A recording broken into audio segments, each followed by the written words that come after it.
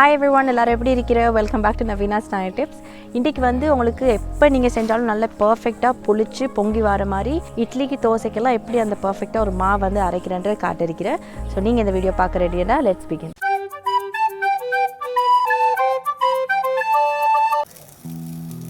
நீங்கள் பார்க்க போகிற இந்த வீடியோ நான் நேற்று எடுத்தது. ஸோ நேற்று வந்து ஒரு உளுந்து டே மாதிரி தான் எங்களுக்கு பிரேக்ஃபாஸ்ட், அதே போல் ஈவினிங் ஸ்நாக் அண்ட் தென் ரவை சாப்பாடு எல்லாமே வந்து உளுந்தில் தான் சாப்பிட்டு. ஸோ என்னோடய உளுந்து டே எப்படி போடுன்றதை பாருங்கள். இன்றைக்கி இந்த மாவு அரைக்கிறதுக்கு 2 கப் அளவு வெள்ளை பச்சரிசிக்கு 1 கப் அளவு உளுந்து நான் எடுத்துக்கொண்டு, வெள்ளை பச்சரிசி தெரியுமானா சாதாரணமாக வீட்டில் நாங்கள் பால் சோறெல்லாம் செய்கிற அந்த அரிசி.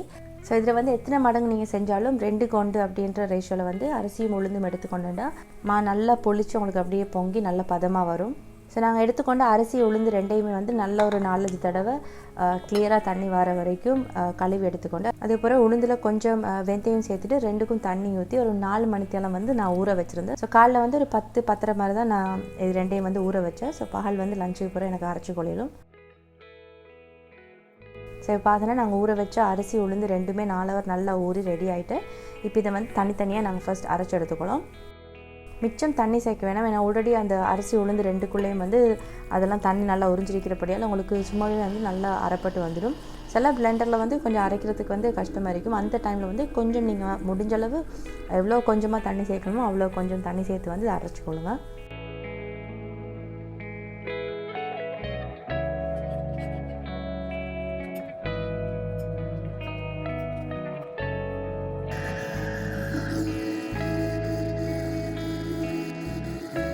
அரிசி அரைக்கக்கூட இந்த 2 இன்க்ரீடியன்ஸில் ஏதாச்சும் ஒன்று வந்து சேர்த்துக்கொள்ளுங்க.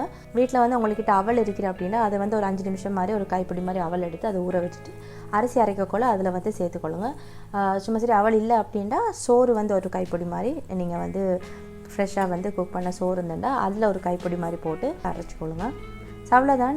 தனித்தனியாக அரிசி உளுந்து ரெண்டையுமே அரைச்சதுக்கு பிறகு ரெண்டையுமே ஒரே பொருளில் போட்டு கையால் நல்லா முடிஞ்ச அளவுக்கு கொஞ்சம் நேரம் அரிசி உளுந்து ரெண்டுமே நல்லா மிக்ஸ் ஆகிற வரைக்கும் கையை வச்சு நல்லா வந்து மிக்ஸ் பண்ணிக்கொள்ளுங்க.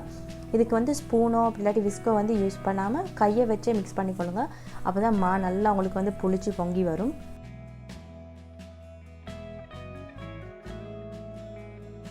மாவு வந்து புளிக்கிற டைம் நீங்கள் அந்த மாவை வந்து வைக்கிற இடத்துல அந்த டெம்பரேச்சரை பொறுத்து தான் இருக்கிறேன். ஓமான இடத்துல மாதிரி சும்மா சரி இந்த மாவு வச்சுப்பட்டு அப்படின்னா அங்கே வந்து கொஞ்சம் ஃபாஸ்ட்டாக மாவு வந்து புளிக்கிறதுக்கு சான்ஸ் இருக்கிற. அதே கொஞ்சம் என்ன சொல்கிற கூலான மாதிரி இடத்துல இருக்கிறேன்டா மாவு வந்து புளிக்கிறது கொஞ்சம் லேட் ஆகும். ஏண்ட மாவு வந்து நான் பகல் 2:30 மாதிரி அரைச்சி வச்ச மாவு அடுத்த நாள் காலையில் தான் எனக்கு ரெடியான. ஸோ கிட்டத்தட்ட ஐ திங்க் ஒரு 20 மணி நேரத்துக்கு மேலே போயிட்டு என்னோட மாவு வந்து ரெடி ஆகிறதுக்கு. என்னோடய மாவு வந்து நல்ல பர்ஃபெக்டாக புளிச்சு வந்திருக்கிறேன். உங்களுக்கு வந்து மேலால் பார்த்தாலே விளங்கும். நான் ஊற்றின மாடு அளவில் அப்படியே டபுள் வந்து நல்லா மேலே வரைக்கும் பொங்கி வந்திருக்கிறேன். இதை வந்து நீங்கள் ஓவராக வந்து வெளில புளிக்கிறதுக்கு வச்சுட்டு அப்படின்னா மாவு வந்து நல்லா புளிப்பாயிடும். ஸோ இந்த மாதிரி நீங்கள் ஊற்றின மாவு ஒரு டபுள் ஆகிற வரைக்கும் புளிச்சிட்டு அப்படின்னா நீங்கள் உடனே வந்து அதை யூஸ் பண்ணுறதுக்கான டைம் அப்படின்னா நீங்கள் வந்து தோசையோ இட்லியோ வந்து செஞ்சு கொள்ளலாம். அப்படி இல்லை சும்மா சரி இது வந்து ஒன்றுக்கும் இல்லாத ஒரு நடு டைமில் ரெடி ஆகிட்டு அப்படின்னா நீங்கள் இமீடியேட்டாக வந்து இதை ஃப்ரிட்ஜில் போட்டுடுங்க.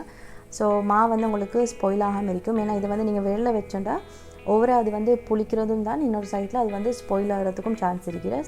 நீங்கள் தோசை மட்டும் செய்ய பிளான் பண்ணி இந்த மாவு அரைக்கிற அப்படின்னா உங்களுக்கு இதை வந்து நீங்கள் எவ்வளோ மிக்ஸ் பண்ணாலும் ஒரு பிரச்சனையுமே இல்லை. பட் இதை வந்து இட்லிக்காக பிளான் பண்ணுற அப்படின்னா இந்த மாவு வந்து ஓவர் மிக்ஸ் பண்ணாமல் உப்பை நீங்கள் சேர்த்துட்டு முடிஞ்சளவு கொஞ்சம் மெதுவாக வந்து மிக்ஸ் பண்ணி அந்த ஏர் பபிள்ஸ் எல்லாம் மிச்சம் வெளியே போகாமல் நீங்கள் அதோடையே வந்து எடுத்து இட்லிக்கு வந்து ஊற்றி அவிச்சு பாருங்கள். இட்லி அப்படியே பஞ்சு மாதிரி வரும்.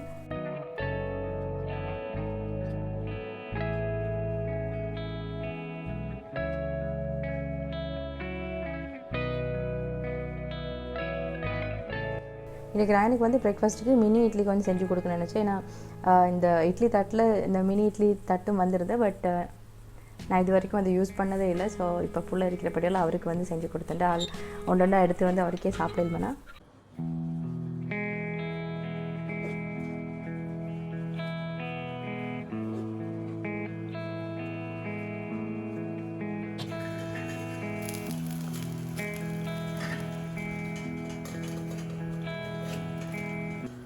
இட்லி ரெடியாக இருந்த டைமில் குயிக்காக நான் சாம்பார் எப்படி செய்யணும்னு காட்டுறேன். இது வந்து ப்ராப்பர் சாம்பார் மேக்கிங்கில் வீட்டில் வந்து இருக்கிற என்ன சொல்கிற மரக்கறியை வச்சு நான் செய்கிறேன் ஏண்ட சாம்பார் தான் இது. So simple. இதுக்கு வந்து கொஞ்சம் வெங்காயம், தக்காளி, வெள்ளை வெங்காயம், வீட்டில் என்னென்ன மரக்கறி இருக்கோ எல்லாம் வந்து நான் வெட்டி எடுத்துக்கொள்கிறேன்.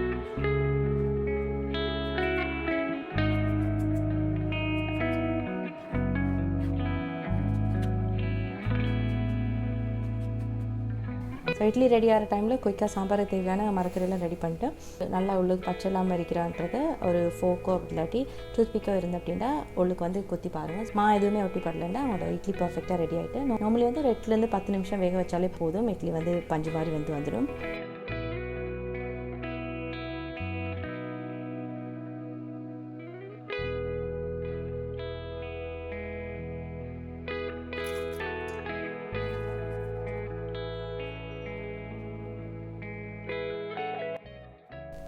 சாம்பாருக்கு எப்போவுமே நான் வந்து மைசூர் பருப்பு தான் யூஸ் பண்ணுறேன். நான் ஊற வைக்கும் தேவையில்ல, இன்ஸ்டண்ட்டாக நினச்சோன்னே செஞ்சிடலும். அதுக்கப்புறம் வீட்டில் என்னென்ன மரக்கெல்லாம் வீட்டில் இருந்தோ அதெல்லாம் வந்து வெட்டி எடுத்துக்கொண்டு இதில் வந்து கொஞ்சம் மஞ்சள், கொத்தமல்லி தூள், சீரகத்தூள், அதுக்கப்புறம் கொஞ்சமாக கொச்சிக்கத்தூள் பையனுக்கும் கொடுக்குறப்படியால் நிறைய உரப்பு வந்து சேர்க்கல.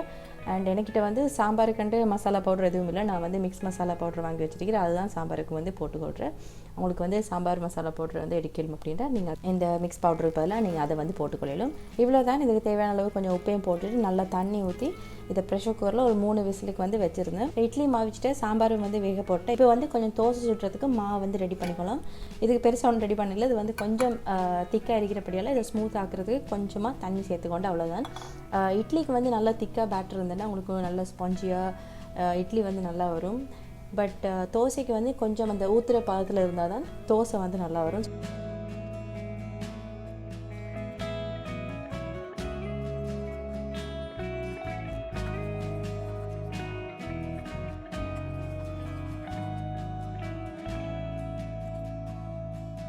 ஸோ அவ்வளோதான். இப்போ இந்த மிச்சரிக்கிற மாவு வந்து நான் அப்படியே ஃப்ரிட்ஜில் போட்டேன். நான் இது நைட்டுக்கு வந்து மறுபடியும் எனக்கு தோசை அப்படி இல்லாட்டி இட்லி வந்து சரி செய்கிறேன்டா அதுக்கு வந்து எடுத்துக்கொள்ளலாம். இந்த மாவு வந்து நீங்கள் இந்த மாதிரி அரைச்சி நல்லா அது புளிச்சு ரெடியானதுக்கு அப்புறம் ஃப்ரிட்ஜில் வந்து ஒரு 2 நாளைக்கு உங்களுக்கு வச்சு யூஸ் பண்ணிடலும். ஒன்றுமே ஆகாது.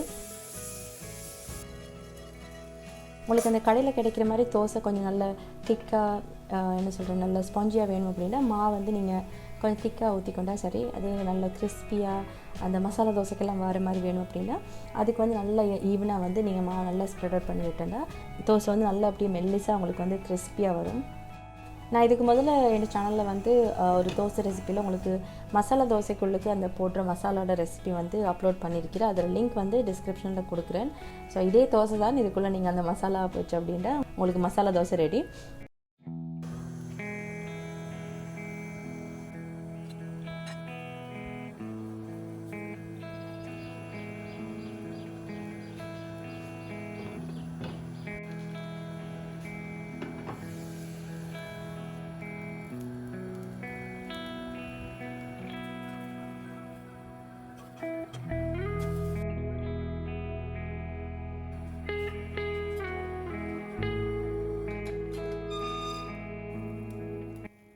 சாம்பாருக்கு வந்து கடைசியாக கொஞ்சம் புளி தண்ணி நான் டேஸ்ட் பண்ணி பார்த்தேன். கொஞ்சம் உப்பு போதா. ஸோ கொஞ்சம் உப்பு சேர்த்துட்டு கொத்தமல்லியில் கொஞ்சம் அதுவும் வெட்டி எடுத்துக்கொண்டு அண்டு கடைசியாக வந்து இதுக்கெல்லாம் நல்ல ஒரு வாசம் கொடுக்கறதுக்காக கொஞ்சம் வெங்காயம் கடுகெல்லாம் போட்டு எண்ணெயில் வந்து தாளிச்சிட்டு இதுக்கு மேலே கொட்டிட்டு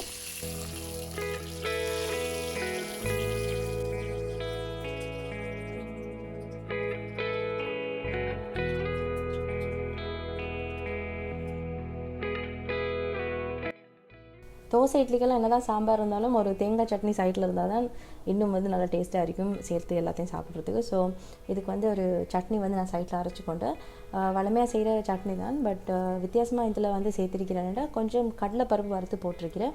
அவங்கக்கிட்ட வீட்டில் கேஷ்யூ நட்ஸ் அப்படி இல்லாட்டி பீனட்ஸ் இல்லாட்டி இந்த மாதிரி கடலை பருப்பு இருந்தேன்னா 3ல் ஏதாச்சும் ஒன்று வந்து கொஞ்சம் வறுத்துட்டு இந்த மாதிரி சட்னி அரைக்கக்குள்ள சேர்த்து செஞ்சு பாருங்கள். சட்னி வந்து யூஸ்வலாக இருக்கிற மாதிரி இல்லாமல் கொஞ்சம் வித்தியாசமாக வந்து டேஸ்ட்டாக இருக்கும்.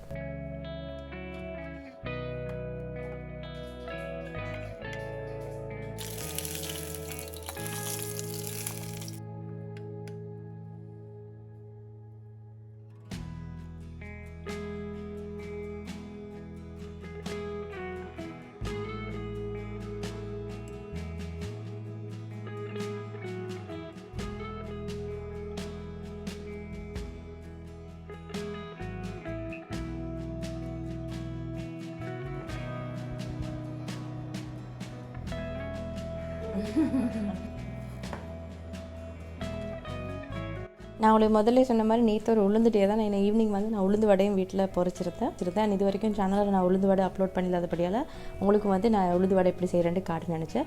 இது வந்து பெரிய வேலையுண்டே இல்லை. உளுந்தை வந்து நல்லா ஒரு 1-2 மணி நேரம் மாதிரி நல்லா ஊற வச்சுட்டு அதுக்கப்புறம் இதை முடிஞ்ச அளவு நல்லா திக்காக அரைச்சி எடுத்துகிட்டு கொஞ்சம் வெங்காயம், பச்சை பச்சிக்காய், உப்பு, கொத்தமல்லி இலை, முழுசாக சீரகம் இருத்தட்டா அதையும் வந்து போட்டு நல்லா என்ன சொல்கிறேன் மிக்ஸ் பண்ணிவிட்டு பொரிக்கிறத. இந்த உளுந்து வடை வந்து எப்போவுமே நல்ல ஸ்பாஞ்சியாக சாஃப்டாக வெளியால் வந்து கிறிஸ்பியாக அதே மாதிரி நீங்கள் பொரிக்கக்குள்ள எண்ணெய் வந்து உறிஞ்சிக்கொள்ளாமல் நல்லா வரதுக்கு சின்ன சின்ன டிப்ஸ் வந்து நான் சொல்ல நினச்சேன். ஃபர்ஸ்ட் டிப் வந்து இந்த மாவு அரைச்சதுக்கு பிறகு இமீடியட்டாக என்ன சொல்கிறது அந்த வெங்காயம் அதெல்லாம் சேர்க்கறதுக்கு முதல்ல மாவை கொஞ்சம் நேரம் நல்லா கையாலேயோ விஸ்காலேயோ இந்த மாதிரி நல்லா கொஞ்சம் நேரம் நாங்கள் இப்போ கேக்குக்கெல்லாம் அடிக்கிற மாதிரி கொஞ்சம் நேரம் அடித்து கொள்ளுங்கள். இது என்ன செய்ய மாட்டேன் அவங்களோட மாவை கொஞ்சம் ஃப்ளஃபி ஆக்கி அவங்களோட வடையும் வந்து நல்லா சாஃப்டாக உங்களுக்கு ஸ்பாஞ்சியாக வந்து பொரிச்சதுக்கு பிறகு தரும். அடுத்த டிப் வந்து எண்ணெய் மிச்சம் உறிஞ்சு கொள்ளாமல் இருக்கணுமெண்டா நீங்கள் இந்த மா அரைக்கக்குள்ள மிச்சம் தண்ணியும் சேர்க்க வேணும். அதே மாதிரி நீங்கள் உளுந்த மிச்ச நேரம் கூட ஊற வைக்காமல் நான் சொன்ன மாதிரி 2 மணி நேரம் மேக்ஸிமம் ஊற வச்சாலே போதும். அதுக்கப்புறம் நீங்கள் வந்து நல்லா முடிஞ்சளவு திக்காக அரைச்சிட்டு இந்த மாதிரி வெங்காயமெல்லாம் சேர்த்தது பிறகு இமீடியேட்டாக வந்து பொரிச்சுடுங்க. ஏன்னா வெங்காயம் வந்து சேர்க்கக்குள்ள என்ன ஆகும்னா அதுலேருந்து உங்களுக்கு வந்து கொஞ்சம் மா அப்படியே லூஸாக தொடங்கும் வெங்காயத்துலேருந்து தண்ணி விட. ஸோ வெங்காயம் நீங்கள் போட்டு மிக்ஸ் பண்ணக்குள்ள இந்த சைடில் எண்ணெய் வந்து ஊற்றி சட்டியை ரெடி பண்ணிக்கொண்டா உங்களுக்கு வந்து அப்படியே உடனே மிக்ஸ் பண்ணிட்டு அப்படியே பொரிச்சு கொண்டு போயிடும். ஸோ இந்த மாதிரி சின்ன சின்ன விஷயங்கள் தான். பட் உளுந்து வடை செய்யக்குள்ள நெக்ஸ்ட் டைம் வந்து ட்ரை பண்ணி பாருங்கள். அந்த மாதிரி சின்ன சின்ன ஏதாச்சும் உங்களுக்கு வந்து பிரச்சனைகள் இருக்குது அப்படின்னா நெக்ஸ்ட் டைம் எதுவுமே இல்லாமல் உங்களுக்கு நல்ல பர்ஃபெக்டாக வந்து உளுந்து வடை வீட்டிலே செஞ்சு கொள்ளிடும். இதில் இருக்கிற ஒரு வடை வேறு ஷேப்பில் இருக்கிறது என் போயால் தான். நடுவில் அப்படியே வந்து அடுப்புலலாம் விளையாட வரக்குள்ள என் வடை வந்து ஒரு ஷேப்பில் போயிட்டாங்களே.